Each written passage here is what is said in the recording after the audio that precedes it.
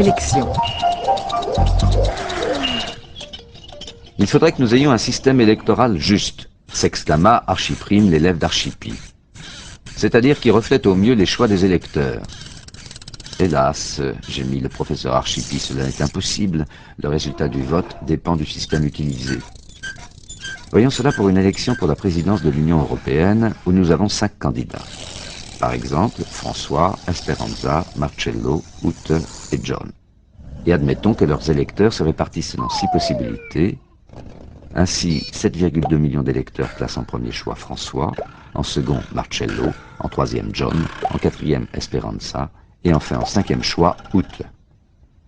4,8 millions d'électeurs placent au premier rang Ute, en deuxième rang John, etc., comme sur le tableau. Notre premier système électoral, continua Archipi, est une élection à un tour. Chaque électeur vote pour son premier choix. François est élu avec 7,2 millions de voix. Ce n'est pas un système juste, s'exclama Archiprime, car 14,8 millions de personnes lui préféraient un autre candidat. François est élu par moins d'un tiers des votants. Alors, examinons le système électoral français actuel, continua Archipi, où François et Ute sont les deux candidats qui ont eu le plus de voix au premier tour. Alors, les électeurs des 4 autres groupes votent au second tour selon leur ordre de choix.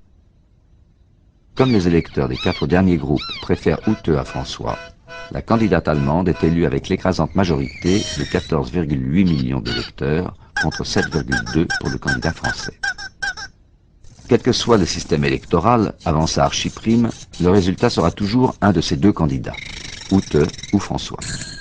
Ce n'est pas si injuste. Que nenni, lui répondit le professeur Archipi.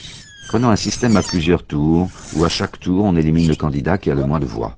Ce système correspond au dicton selon lequel les électeurs éliminent plus qu'ils ne choisissent. Au premier tour, John, qui n'obtient que 2,4 millions de voix, est éliminé. Au second tour, 1,6 million des voix de John se reportent sur Ute, leur second choix, et 0,8 million sur Esperanza.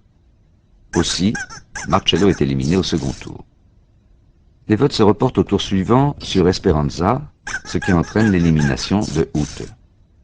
Comme les électeurs de Ute préfèrent Esperanza à François, c'est la candidate espagnole qui est élue, avec 14,8 millions de voix. Et si nous utilisions le système du mathématicien Borda, demanda Archiprime, où chaque électeur attribue 5 points au premier choix, 4 au deuxième choix, 3 au troisième, etc. Avec ce système à un tour, qui serait élu? Faisons les comptes, répondit Archipi. Le vainqueur est le candidat italien qui obtient, en suivant les colonnes de gauche à droite, 76,4 millions de points. 7,2 multiplié par 4, plus 4,8 multiplié par 3, plus 4 multiplié par 2, plus 3,6 multiplié par 5, plus 1,6 multiplié par 3, plus 0,8 multiplié par 3, égale 76,4 millions. C'est exact, j'ai fait les comptes pour les autres qui obtiennent moins de points. J'hallucine, s'écria Archiprime. Toto pour les autres, 75,6 millions pour John, 64,8 millions pour Esperanza, 62,4 millions pour Ute, 50,8 millions pour François. Le seul candidat qui n'est pas gagné avec un des 4 systèmes électoraux que nous venons d'examiner est John, le candidat anglais. Nous allons le faire gagner avec un dernier système, le système de Condorcet.